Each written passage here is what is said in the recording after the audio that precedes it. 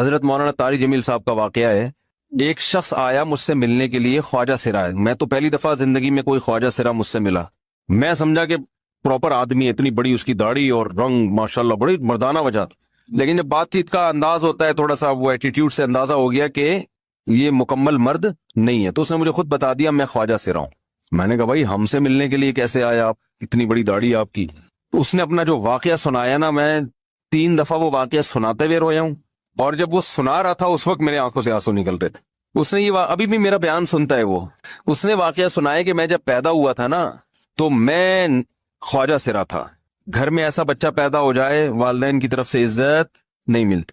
جب 10-12 سال کا ہوا تو نہ بھائی مجھے عزت دے رہا ہے اور نہ میرا والد مجھے عزت دے رہا ہے. میں بھائی کے ساتھ کہتا ہوں مجھے باہر لے کے جاؤ تو وہ کہتے ہیں لوگ میرا مذاق اڑائیں گے تمہیں دیکھ کے. ظاہر ہے اس کی حرکتیں تھوڑی زنانہ لڑکیوں والی حرکتیں ہوتی ہیں. اور والد بھی کہیں محفلوں میں نہیں لے کے جا رہے، ایک مذاق اڑایا جاتا ہے. کہنے ایک دفعہ میں کہیں گزر رہا تھا تو یہ جو ہوتے ہیں نا خواجہ سراؤں کی پوری ایک جماعت تھی، انہوں نے مجھے پہچان لیا، دیکھا اتنا اچھا. اس وقت نہ اس کی داڑھی اور یعنی اس میں خواتین والی ہی علامتیں تھی زیادہ. تو انہوں نے مجھے کہہ رہے اتنی عزت دی، کھانا کھلایا اور اپنے گرو کے پاس لے کر گئے. اور گرو نے کہا کہ تم ہمارے ایجنٹ بن جاؤ، ہم تمہیں پھر ڈانس ماس کروائیں گے، آدھے تمہارے آدھے ہمارے، جو بھی اس کا سیٹ. کہہ رہے مجھے پہلی دفعہ کہیں عزت ملی. تو لیکن میرے ابا کو پتا چل گیا تو ابا نے لا کے طبیعت سے کوڑ دیا، ٹھیک ہے نا، کہ دوبارہ ان میں نہیں بیٹھنا. ٹھیک ہے ہم نے توبہ کر لی بھائی، یہ برے لوگ ہیں، ڈانس ماس اچھی چیز نہیں ہے. ٹھیک ہے. تو اب کیا ہوا، کہتے ہیں کہ پھر جو ہے نا کچھ دنوں میں کہیں کسی سے جھگڑا میرا ہوا کسی بات پہ، تو اس نے انتقام لینے کے لیے شکایت لگا دی ابا کو کہ یہ دوبارہ ان کے پاس گیا. حالانکہ وہ جھوٹی شکایت تھی. اب ابا کو لگا کہ یہ صحیح کہہ رہا ہے جس نے شکایت لگائی ہے، کیونکہ شبہ تو تھا نا ابا کو دوبارہ جائے گا. ابا نے پھر مارا. کہہ رہے میں بول رہا ہوں کہ میں نے یہ کام نہیں کیا، میں نہیں جا رہا ان کے پاس، میں نہ ناچ گانا سیکھ رہا ہوں، کچھ بھی نہیں. لیکن ابا نے اس کی باتوں میں آ کے انکوائری نہیں کی ہوگی پوری، وہ سمجھے ہوں گے کہ بھئی ایسا ہی ہے. تو ابا نے پھر کٹائی لگائی. تو اس کے دل میں منفی جذبات پیدا ہو گئے اور یہ گھر سے بھاگ گیا کہ بھئی مجھے ویسے تو عزت نہ یہاں مل رہی ہے اور میں ذلت برداشت بھی کر رہا ہوں تو بھی. کہہ رہے میں وہاں چلا گیا. تو جب میں وہاں گیا ہوں نا خواجہ سراؤں کے ہاں، تو وہی گرو اور ڈانس، اور پھر اس نے مشہور کچھ ایکٹروں کے نام بتائے جن کے ساتھ ہم ڈانس کرتے تھے، اور پیسے آنا شروع ہو گئے، آدھے گرو کی جیب میں آدھے ہماری، اور ہٹو بچوں. لیکن ظاہر ہے یہ کوئی عزت دار راستہ تو نہیں ہے نا. کہہ رہے ہیں کہیں سے تبلیغی جماعت میں حضرت مولانا طارق جمیل صاحب آ گئے. انہوں نے اجازت مانگی، ہمارے گرو کو پیغام بھیجا بھائی مجھے ایک دفعہ یہاں آ کے دعوت دینے دو. اس نے اجازت دے دی، آ جاؤ بھائی. بیان کیا، ان کو سمجھایا بھائی یہ زندگی نہیں ہے، اللہ کی سیروزے کے لیے بہرحال ترغیب دی. کہہ رہے ہیں میں تیار ہو گیا، باقی لوگ تیار نہیں ہوئے، میں تیار ہو گیا. کہہ رہے میں نے گرو سے اجازت لی، اس نے کہا جاؤ لگا لو سیروزہ. تو کہتا ہے کہ جب میں حضرت کے گھر پہ گیا ہوں نا تو حضرت پہلے سے دروازہ کھول کے ایسے انہوں نے دونوں بازو پھیلائے ہوئے تھے استقبال کے لیے، پہلے سے کھڑے ہوئے تھے علماء کے ساتھ. کہتے اتنے مشہور آدمی، اتنی بڑی سیلیبریٹی، اور اتنے بڑے بڑے علماء، ان کی پگڑیاں، ان کے اتنا خوبصورت لباس، جو خود عزت دار لوگ ہیں. کہہ رہے ایسے جو ہے نا میرے استقبال کے لیے دونوں بازو پھیلا کر کھڑے ہوئے ہیں، اور ایسے مجھے بیٹا بنا کے نہ اپنے سینے سے لگایا کہ تو میرا بیٹا ہے. کہہ رہے خدا کی قسم مجھے زندگی میں پہلی مرتبہ ایسی عزت ملی مجھے کسی سے. اور اس عزت دینے میں مولانا کا کوئی مفاد، بولو بھائی، کچھ بھی، بلکہ ذلت ہو گئی نا. لوگ کہتے ہیں خواجہ سرا کو بیٹا بنایا ہوا ہے، اور اس وقت تو اس میں بیچارے میں کچھ زنانہ سی علامتیں بھی تھیں. تو خواجہ سرا کو کیا دے رہے ہیں؟ عزت دے رہے ہیں. کیا کسی تاجر پہ محنت کرو تو تھوڑا چندہ دے دے گا مدرسے، وہ ایسا ہی ہے نا. اور کسی افسر پہ محنت کرو تو تعلقات کیا ہو جائیں گے جب وہ دین پر آئے گا. تو اس سے کیا فائدہ اس کو. تو آپ ایسے ان لوگوں کو ریجیکٹ کر دیتے ہیں بھائی اپنانے سے. کہہ رہے مجھے یہ اپنا رہے ہیں، ایسے سینے سے لگایا انہوں نے، اور مجھے سہروزے کی جماعت میں اپنے ساتھ لے کر گئے، کھلاتے تھے، بڑا خیال رکھوایا میرا. کہہ رہے اس کے بعد پھر میں نے گرو سے اجازت لی. وہ گرو چھوڑتے تھوڑی، ان کو پیسے ویسے دیے، جان چھڑائی نا، وہ بھی غلامی کی طرح نکلنا پڑتا ہے. پیسے دیے پتہ نہیں کتنے لاکھ یا کتنے ہزار روپے، وہاں سے پھر نکل کے 4 مہینے اس میں بھی خیال کیا. تو پھر تبلیغ کے بزرگوں سے ملا، پھر انہوں نے پورا مجھے بتایا کہ بھئی تم یہ علاج کرو تاکہ تمہارے اندر یہ زنانہ علامتیں ختم ہو. تو وہ علاج کر رہا تھا ماشاءاللہ، اس انجیکشن لگے، انجیکشن میں ڈاکٹروں کی بھی مدد کروائی. یہ ایسی لگایا جاتا. ایک اسٹائل ہے لالو کھیت کا، تھپڑ لگانے کے بعد سوچتا ہے آدمی کہ اس کا ری ایکشن کیا ہوگا. تو مشرک کیا کرتا ہے؟ الفاظ کے بکھیڑوں میں الجھاتا ہے. آپ یہ آج کل یہ منجن بہت بک رہا ہے. بہت زیادہ بک رہا ہے یہ منجن. وہی میں بار بار کہتا ہوں نا, فرقہ واریت کے خلاف. میں کس کے خلاف ہوں؟ فرقہ واریت کے خلاف. لوگ کہتے ہیں ویل ڈن, یہ بندہ ہے نہ حنفی ہے نہ شافی ہے نہ دیوبندی ہے نہ بریلوی ہے نہ شیعہ ہے نہ سنی ہے. واہ واہ, کام کیا ہو رہا ہے؟ نیا فرقہ لانچ.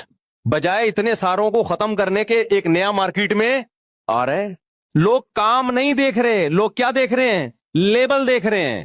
تو بھائی ہم تو یہی چیخ چیخ کے تھک گئے, اللہ کے بندو لیبل مت دیکھو, کام دیکھو. دیکھو تبلیغ والے فرقہ واریت کے خلاف ہیں, کام سے پتہ چلتا ہے خلاف ہیں. تبلیغ والے یہ کر سکتے تھے, ایک رائمنڈ میں اجتماع کرتے, ہمارا کوئی فرقہ نہیں ہے, حنفی بھی غلط, شافی بھی غلط, مالکیہ بھی غلط, حنبلی بھی غلط, دیوبندی بھی بول لو نا یار غلط, بریلوی بھی غلط, شیعہ بھی غلط, سنی بھی غلط, اہل حدیث بھی غلط. حاجی عبد الوہاب صاحب رحمۃ اللہ سے پوچھتے, حضرت صحیح کون ہے؟ صحیح صرف ہم, کیونکہ ہمارا کوئی فرقہ نہیں ہے. سمجھ میں نہیں آ رہی بات؟ پھر اس جماعت میں جب کوئی آتا, پھر حاجی عبد الوہاب صاحب کی قرآن و حدیث کی روشنی میں اپنی ایک نئی نماز آتی مارکیٹ میں. ٹھیک ہے نا, سمجھ رہے؟ جو نہ حنفیوں سے میچ کر رہی ہوتی نہ شافیوں سے میچ کر رہی ہوتی. کچھ نئے مسائل آتے جو پوری امت سے الگ ہوتے, کیونکہ پوری امت تو گھاس کھا رہی تھی اب تک.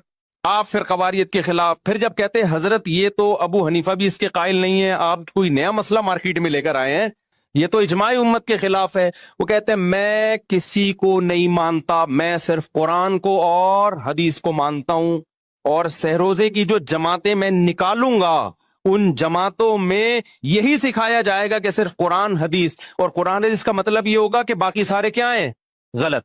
قرآن حدیث کو تو سب مانتے ہیں, لیکن قرآن حدیث کو اس طرح سے ماننا کہ باقی سب کو کیا کر دینا, کہ باقی سب گھاس کھا رہے تھے, وہ تورات انجیل پر عمل کر رہے تھے, ہم کیا کر رہے ہیں؟ ہم ہیں جو قرآن و حدیث کو لے کر آئے ہیں. تو تبلیغی جماعت سے بڑا فرقہ پھر دنیا میں نہیں ہوتا. پھر حاجی عبد الوہاب صاحب سے جب اختلاف ہوتا کسی اور بزرگ کا, تو ایک فرقہ دو فرقوں میں ڈیوائڈ. پھر کسی اور کا اختلاف ہوتا تو 4 فرقے, پھر 8. اب تک تبلیغی جماعت کے 48,000 فرقے بن چکے ہوتے. سب کا یہ دعویٰ ہوتا کہ ہمارا کوئی فرقہ نہیں ہے, کام فرقہ پرستی کا ہوتا, لیبل امت کے اتحاد کا لگتا. تبلیغ والوں نے کام کو فوکس کیا, لیبل کو فوکس نہیں کیا. نہیں آ رہی بات؟ اب میں بتاتا ہوں تبلیغ والوں نے کیسے فرقہ واریت ختم کی ہے. تبلیغ والوں نے سب سے پہلے توحید کا نعرہ لیا. یہ توحید اتنے لبرل نہیں بن گئے کہ مشرک کو بھی جگہ دے دی انہوں نے.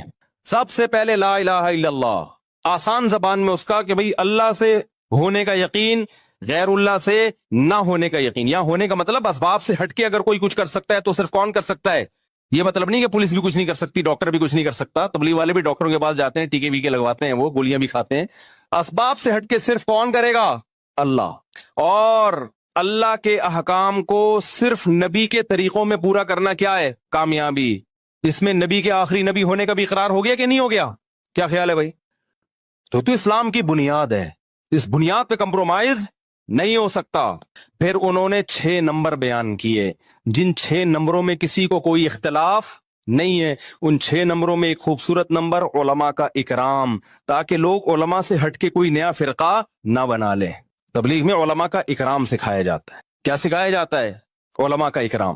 اس لیے آپ تبلیغ میں جاؤ, کوئی ٹانگیں چوڑی کر کے نماز پڑھ رہا ہے, کوئی پتلی کر کے نماز پڑھ رہا ہے. عرب بھی ہیں اس میں, مصر کے لوگ بھی ہیں اس میں, افریقہ کے لوگ بھی ہیں اس میں, مراکش کے لوگ بھی ہیں. حالانکہ سب کی نمازیں تھوڑی تھوڑی ڈیفرنٹ, اور صحابہ میں بھی یہ نمازیں تھوڑی تھوڑی ڈیفرنٹ تھیں. تو صحابہ میں فرقے تھے کیا فرقے؟ صحابہ میں رفع الیدین کرنے والے بھی, نہیں کرنے والے بھی, زور سے آمین والے بھی, آہستہ آمین والے بھی. تبلیغ نے اپنے عمل سے بتا دیا کہ جب صحابہ میں ڈیفرنٹ قسم کی نمازیں ہو کے بھی ان کا ایک فرقہ ہو سکتا ہے, تو ان ڈیفرنٹ نمازوں کو مناظروں کر کے ختم کرنے کی ضرورت نہیں ہے. اللہ اس امت میں اسی ڈیفرنٹ قسم کی نمازوں کے ساتھ ہی اس امت کو متحد دیکھنا چاہتا ہے.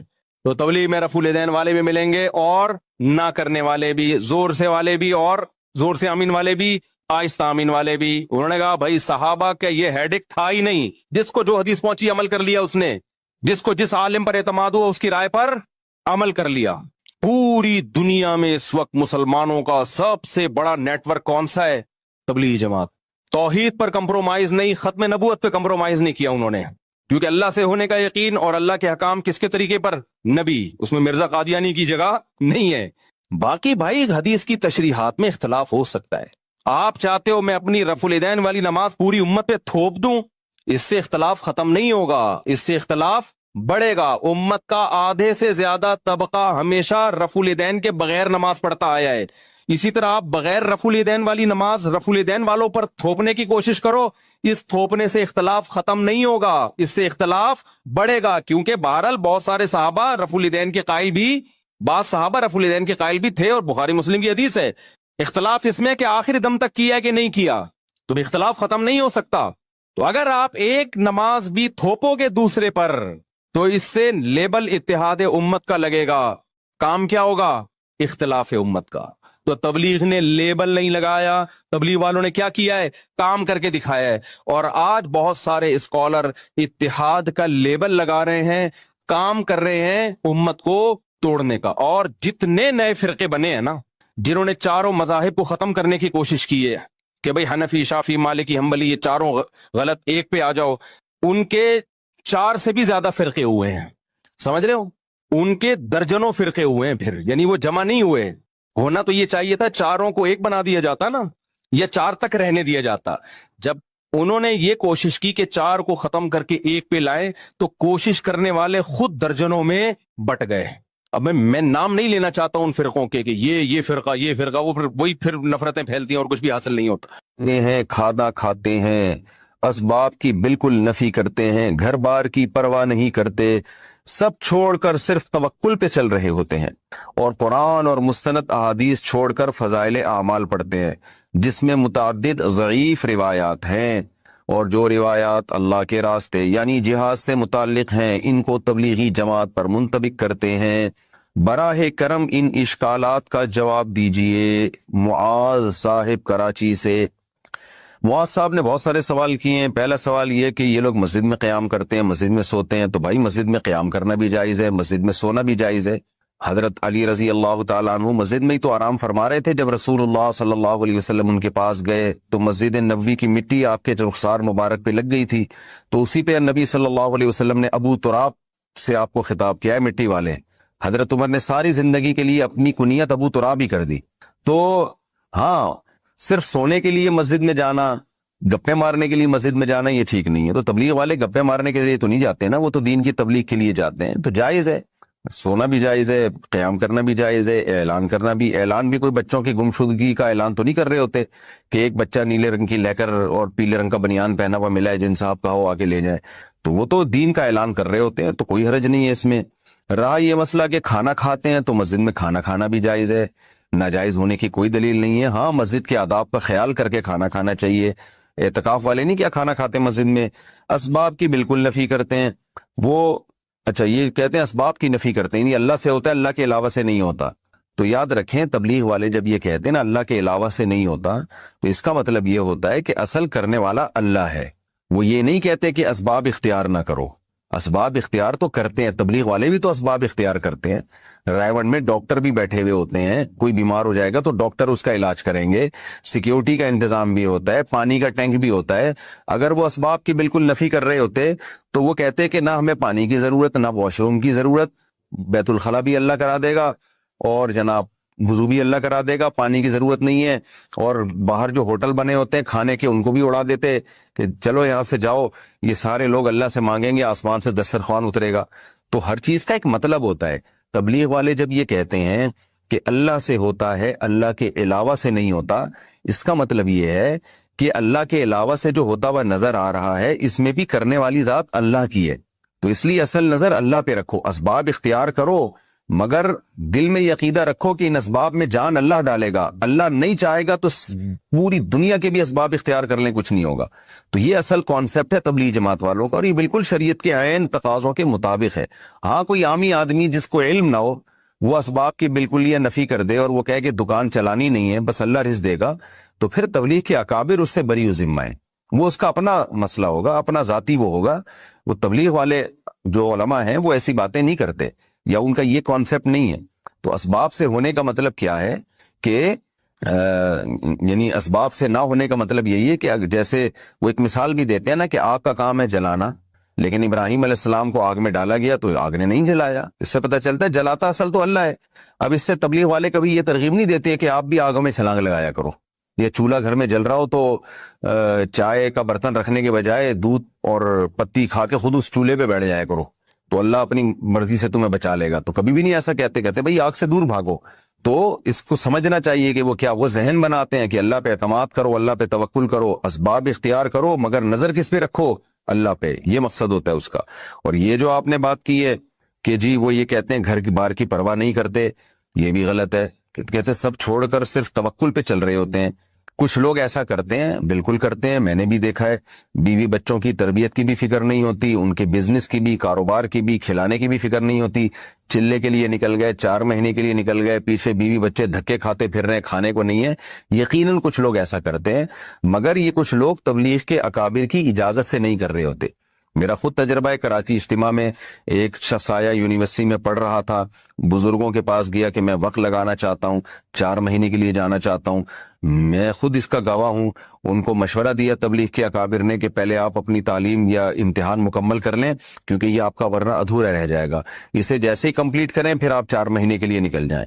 بعض دفعہ تو رائیونڈ سے واپس کیا جاتا ہے. پھر یہ بھی پوچھا جاتا ہے کہ وہ اگر بتائے نا کہ میرے گھر میں کوئی کھانے کا ذریعہ نہیں ہے، آمدن کا ذریعہ نہیں، بس میں اللہ توکل نکل رہا ہوں، تبلیغی اکابر کبھی بھی اس کو نہیں جانے دیتے. تو اگر کوئی جا رہا ہے تو وہ خود سے کر رہا ہے یہ کام، آپ اس کو تبلیغ کے کھاتے میں نہیں ڈال سکتے. اچھا بھائی، اور یہ جو کہہ رہے ہیں کہ قرآن اور مستند احادیث کو چھوڑ کر فضائل اعمال پڑھتے ہیں جس میں متعدد ضعیف روایات ہیں، یہ بات بھی غلط ہے. فضائل اعمال میں زیادہ تر احادیث صحیح ہیں، ضعیف حدیثیں کم ہیں. اور جو ضعیف حدیثیں ہیں بھی تو وہ مسائل کے بارے میں نہیں ہیں، وہ فضائل کے بارے میں. بہت بڑے بڑے علماء محدثین گزرے ہیں جن کا یہ کانسیپٹ تھا کہ ایک عمل کی فضیلت اگر صحیح حدیث سے ثابت ہو تو اس کی فضیلت کو 4 چاند لگانے کے لیے ضعیف حدیث پیش کی جا سکتی ہے. یہ تو بہت زیادہ ہے. تبھی حدیث کی کتابوں میں صحیح حدیث کے ساتھ ضعیف حدیثیں بھی بھری ہوئی ہیں. تو وجہ اس کی یہی ہے کہ بھئی اس سے کوئی شرعی مسئلہ ثابت نہیں ہو رہا. فضائل اعمال مسائل کی کتاب تو ہے نہیں. تو یہ ان کا کانسیپٹ تھا کہ بھئی ایک چیز جیسے نماز کی فضیلت پر صحیح حدیثیں بہت ہیں، وہ صحیح حدیثیں بھی فضائل اعمال میں ہوں گی، کچھ ضعیف حدیثیں بھی ہوں گی، لیکن وہ ضعیف حدیثیں اسی صحیح حدیث کی تائید کر رہی ہوتی ہیں. تو اس لیے یہ ایک نعرہ پوری دنیا میں خام خواہ میں پھیلا دیا گیا ہے کہ فضائل اعمال میں من گھڑت قصے ہیں، فضائل اعمال میں ضعیف روایتیں ہیں. ایسا نہیں ہے. ضعیف روایتیں بھی ہیں لیکن بہت ساری صحیح روایتیں بھی ہیں، اور ان سے جو مضمون ثابت ہو رہا ہے وہ شریعت کے مطابق ہے. ہاں کچھ جگہیں ایسی ہیں جہاں مسائل ہیں اور اس میں ضعیف حدیث ہے، تو وہ غلط بات ہے. وہ پھر آپ علماء سے پوچھیں گے تو علماء آپ کو بتا دیں گے. تو ایسے تو دنیا میں کوئی بھی کتاب ایسی نہیں ہے جو نقص سے پاک ہو. صرف اللہ کی کتاب قرآن ہے جس میں کوئی عیب نہیں ہے، وہ ہر قسم کے نقص سے پاک ہے. باقی تو دنیا میں ہر کتاب میں کچھ نہ کچھ سقم پایا جاتا ہے. کوئی بھی کتاب لیں گے کچھ نہ کچھ سقم ہوگا اس کے اندر.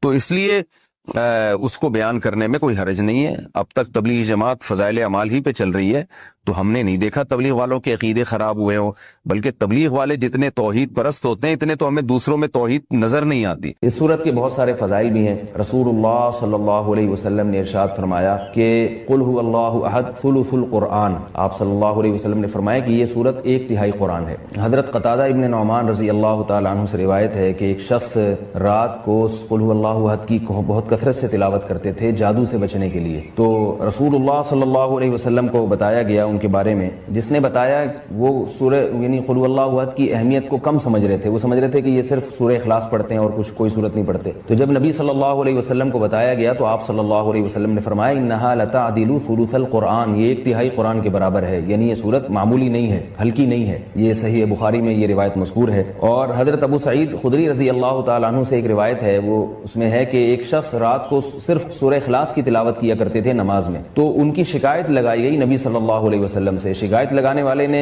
یعنی شکایت لگانے والے کا مقصد شکایت نہیں تھا، ایک علمی بات پر مطلع ہونا مقصد تھا. تو انہوں نے نبی صلی اللہ علیہ وسلم کو بتایا کہ یہ صرف سورہ اخلاص پڑھتے ہیں. یعنی وہ بھی سمجھ رہے تھے کہ یہ تو ایک چھوٹی سی صورت ہے اور بھی قرآن پڑھنا چاہیے. تو آپ صلی اللہ علیہ وسلم نے اس موقع پر بھی فرمایا کہ انہا لتعدل ثلث القرآن، فرمایا کہ یہ صورت 1/3 قرآن کے برابر ہے. یعنی یہ صورت معمولی صورت نہیں ہے. حضرت عائشہ رضی اللہ تعالی عنہا سے روایت ہے کہ آپ صلی اللہ اللہ علیہ وسلم جب بستر کی طرف جاتے تو آپ صلی اللہ علیہ وسلم قل هو اللہ احد قل اعوذ برب الفلق قل اعوذ برب الناس یہ تینوں صورتیں پڑھ کے اپنے ہاتھ پہ پھونک مارتے اور اپنا ہاتھ پورے جسم پہ پھیر لیتے. یہ اہتمام آپ صلی اللہ علیہ وسلم نے اس وقت فرمایا جب آپ صلی اللہ علیہ وسلم پر جادو ہوا. اس کے بعد آپ صلی اللہ علیہ وسلم کا ہمیشہ یہ معمول رہا ہے. یہ بھی صحیح بخاری کی روایت ہے. صحیح بخاری کی ایک اور روایت میں ہے کہ حضرت عائشہ رضی اللہ تعالی عنہ فرماتی ہیں کہ ایک مرتبہ رسول اللہ صلی اللہ علیہ وسلم نے جہاد کے لیے ایک لشکر بھیجا تو اس میں جو امام تھے وہ سورہ اخلاص کی بہت زیادہ تلاوت کیا کرتے تھے نماز میں. صحابہ کرام کا جب یہ لشکر واپس لوٹا ہے تو آپ صلی اللہ علیہ وسلم کو بتایا گیا کہ یہ سورہ اخلاص بہت زیادہ پڑھتے تھے نماز میں. تو آپ صلی اللہ علیہ وسلم نے ان سے پوچھا کہ تم یہ کام کیوں کرتے تھے, سورہ اخلاص تم اتنی زیادہ کیوں پڑھتے تھے؟ تو ان صحابی نے فرمایا کہ اس میں رحمان کے اوصاف بیان کیے ہیں, اللہ کی حمد و ثنا ہے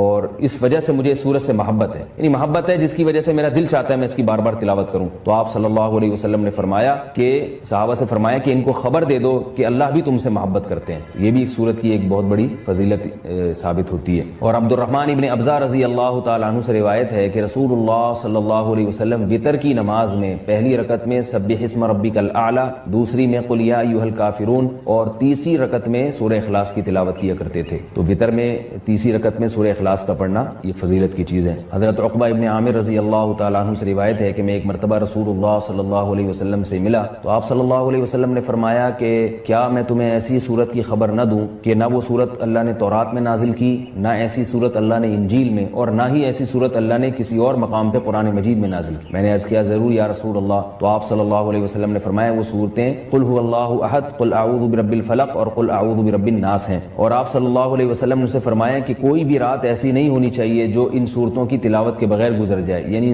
ہر رات میں یہ تینوں صورتوں کی تلاوت لازمی کیا کرو. تو عقبہ ابن عامر رضی اللہ تعالیٰ عنہ فرماتے ہیں پھر پوری زندگی مجھ سے کبھی بھی ان تینوں صورتوں کی تلاوت رات میں نہیں چھوٹی اور کبھی بھی ناغہ نہیں ہوا. اور حضرت ابو ہریرہ رضی اللہ تعالیٰ عنہ سے ایک اور روایت ہے کہ رسول اللہ صلی اللہ علیہ وسلم نے کسی شخص کو قل اللہ احد کی تلاوت کرتے ہوئے دیکھا تو آپ صلی اللہ علیہ وسلم نے فرمایا کہ واجب ہو گئی. صحابہ نے پوچھا یا رسول اللہ کیا چیز واجب ہو گئی؟ آپ نے فرمایا کہ اس کی تلاوت کرنے والے کے لیے جنت واجب ہو گئی. یہ تو اس صورت کے کچھ فضائل تھے جو میں نے آپ کے سامنے بیان کیے. اس صورت میں ہمیں اسباق کیا ملتے ہیں؟ پہلی تو سبق ہمیں توحید کا ملتا ہے کہ اسلام توحید کے بغیر کامل نہیں ہے, بلکہ اسلام مقبول ہی نہیں ہے. آج بہت سارے لوگ اللہ تعالیٰ کو معبود تو کہتے ہیں مگر اللہ کے سوا مشکل کشا, حاضر ناظر اور مختار کل ایسے ایسے الفاظ ایجاد کیے ہوئے ہیں جو غیر اللہ پر بھی اس کا اطلاق کرتے ہیں. بعض لوگ قبر پرستی کا شکار ہیں, بعض لوگ رسول اللہ صلی اللہ علیہ وسلم کو عالم الغیب کہتے ہیں, حاضر ناظر کہتے ہیں, جبکہ ہمیں اس صورت میں کیا سبق مل رہا ہے کہ اللہ یکتا ہے, اس جیسا کوئی بھی نہیں. تو اللہ اگر مشکل کشا ہے, حاجت روا ہے, تو پھر اگر ہم مخلوق کو بھی مشکل کشا اور حاجت روا کہہ دیں تو اس کا مطلب یہ ہوا کہ مخلوق بھی اللہ جیسی ہے. اس لیے کہ جو معبود ہے اس کی دو بنیادی صفات ہیں, علم اور قدرت. معبود میں دو چیزوں کا ہونا ضروری ہے, یعنی آپ جس کی عبادت کرتے ہیں اس میں دو صفات کا اعلیٰ وجہ الکمال ہونا ضروری ہے. ایک یہ کہ اس کی قدرت کامل ہو, وہ جو چاہے کر سکتا ہو,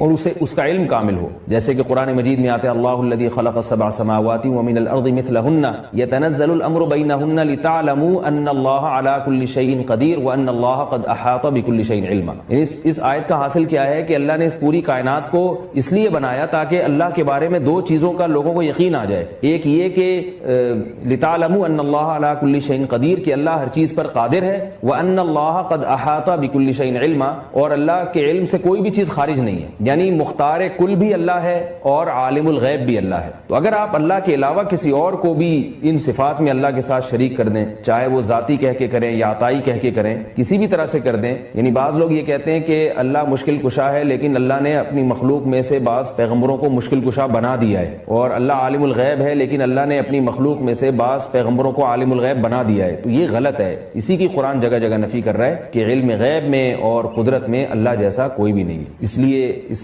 صورت سے ہمیں یہ سبق ملتا ہے. دوسرا ہمیں سبق ملتا ہے کہ لم یلد ولم یولد, کہ اللہ کے بارے میں یہ عقیدہ رکھنا کہ اس نے جنا ہے, جیسے کہ عیسائی کہتے ہیں حضرت عیسیٰ علیہ السلام اللہ کے معاذ اللہ بیٹے ہیں, تو اللہ نے کسی کو نہ تو بیٹا بنایا اور نہ اللہ نے جنا. بعض عیسائی کہتے ہیں کہ اللہ نے حضرت عیسیٰ کو جنا ہے معاذ اللہ, لیکن عیسائیوں میں جو جمہور ہیں وہ یہ کہتے ہیں کہ اللہ نے جنا تو نہیں ہے. لیکن آج انشاءاللہ اس کے بارے میں, دعا کے بارے میں کچھ بات کروں گا کہ ہم لوگ دعاؤں سے بہت زیادہ غافل ہیں. اللہ تعالیٰ نے قرآن مجید میں دعا کے بارے میں فرمایا ادعوا ربکم تضرعا وخفیا, اپنے رب کو پکارو عاجزی کے ساتھ اور چپکے سے. جیسے اللہ نے نماز کا حکم دیا, اللہ نے زکوٰۃ کا حکم دیا, بالکل اسی طرح سے اللہ نے مانگنے کا حکم بھی دیا ہے کہ ہم کس سے مانگیں؟ اللہ سے. اللہ سے مانگیں اور مانگیں، یعنی اللہ کے علاوہ کسی اور سے نہیں مانگیں، اور اللہ سے بھی باقاعدہ مانگیں، مانگنے کا عمل جاری رکھیں. آج جہاں باقی عبادتوں میں سستی ہو رہی ہے، دعاؤں میں بھی لوگ پیچھے چلے جا رہے ہیں. مانگتے ہی نہیں ہیں، اور مانگتے ہیں تو پتہ نہیں کس اسٹائل سے مانگتے ہیں، توجہ نہیں ہوتی. اجتماعی دعاؤں پر زیادہ زور ہے، انفرادی پر زور نہیں. کہیں مجمع دعا مانگ رہا ہوتا تو ہاتھ اٹھا کے آمین آمین شروع کر دیں گے، بس ٹھیک ہے، وہ بھی جائز ہے. لیکن دعا میں جو اصل ہے وہ انفرادی ہے. دیکھیں، جب آپ کسی سے اپنی حاجت پوری کرنے کے لیے کچھ مانگنے کے لیے جاتے ہیں تو اکثر آپ کی کوشش ہوتی ہے کہ اس سے اکیلے میں ملوں. اکثر کوشش کیا ہوتی ہے؟ سب کے سامنے نہیں، بلکہ آپ اس کو لیں گے، بھائی تھوڑی دیر کے لیے ذرا مفتی صاحب آپ سے کام ہے. ایسا ہی ہوتا ہے نا، ذرا چھاؤں میں آ جائیں تھوڑی دیر کے لیے. لوگ کہتے ہیں نا، مفتی صاحب کہہ رہے ہیں بھائی یہیں پوچھ لو، کہہ رہے ہیں نہیں ذرا سائڈ پہ آ جائیں. تو سائڈ پہ جانے کے بعد پھر آپ کہتے ہیں یہ مسئلہ ہے، فلانا مسئلہ ہے، ڈمکانا مسئلہ ہے. تو سائڈ پہ لے جانے سے بعض دفعہ یہ بھی ہوتا ہے کہ سب کے سامنے آدمی اپنی بات نہیں لانا چاہ رہا ہوتا، اور بعض دفعہ یہ بھی ہوتا ہے کہ میں اپنی بات توجہ کے ساتھ سنا سکوں. تو دعا میں انسان، اللہ تو سب کی بات سنتا ہے، مجمع میں بھی اور تنہائی میں بھی، لیکن آپ دعا مانگنے میں جو آپ کی طبیعت لگے گی، توجہ سے مانگو گے، وہ تنہائی میں زیادہ شوق سے، زیادہ رغبت سے مانگ سکتے ہو. اجتماع میں ایسی رغبت اور ایسی شوق سے انسان دعا نہیں مانگ سکتا. تو انفرادی دعائیں ہی ختم ہوتی جا رہی ہیں. قرآن مجید میں اللہ تعالیٰ نے رمضان کی جو آیتیں ہیں ان آیتوں کے بعد ذکر کیا، وَإِذَا سَأَلَكَ عِبَادِي عَنِّي فَإِنِّي قَرِيب. اے نبی ان سے کہہ دیجئے کہ جب یہ مجھ سے میرے بارے میں پوچھیں تو آپ ان کو بتا دیں کہ میں بہت قریب ہوں تمہارے. اجیب دعوت الداعی اذا دعان. جب کوئی پکارنے والا، دعا مانگنے والا مجھ سے دعا مانگے گا تو میں اس کی پکار کا جواب بولے بھائی، اس پکار کا جواب دوں گا. پکار کا جواب دینے کا مطلب کیا ہوتا ہے؟ قبول کروں گا اس کی دعا. جواب کا یہ مطلب نہیں کہ اچھا میں نے سن لیا ہے چلو. ایک جواب تو یہ بھی ہوتا ہے نا، اچھا اب چپ ہو جا. ہم کسی کو پکار رہے ہوں، اگلا کہتے ہیں اچھا بھائی ٹھیک ہے پتہ چل گیا، اب چپ کر کے بیٹھ جاؤ آرام سے. تو اللہ تعالیٰ جب جواب دیتے ہیں تو کیا مطلب ہوتا ہے کہ اللہ تعالیٰ وہ دعا قبول کر رہے ہیں. ہم دعا کثرت سے مانگتے کیوں نہیں ہیں؟ اس کی وجہ یہ ہے کہ ہمارے ذہن میں ایک چیز شیطان نے بٹھا دی ہے کہ مانگو تب بھی ویسے کے ویسے ہی ہیں، نہیں مانگو تب بھی ویسے کے ویسے. وہ فلاں آدمی تو نہیں مانگتا، وہ تو پھر بھی اس کی تنخواہ اچھی مل رہی ہے، اور میں تو کئی سالوں سے دعائیں مانگ رہا ہوں، اے اللہ میری تنخواہ ڈبل نہیں کر سکتا تو کم از کم 50% ہی بڑھا دے. تو میں تو وہیں کا وہیں ہوں، میری تنخواہ میں تو کوئی اضافہ ہو نہیں رہا.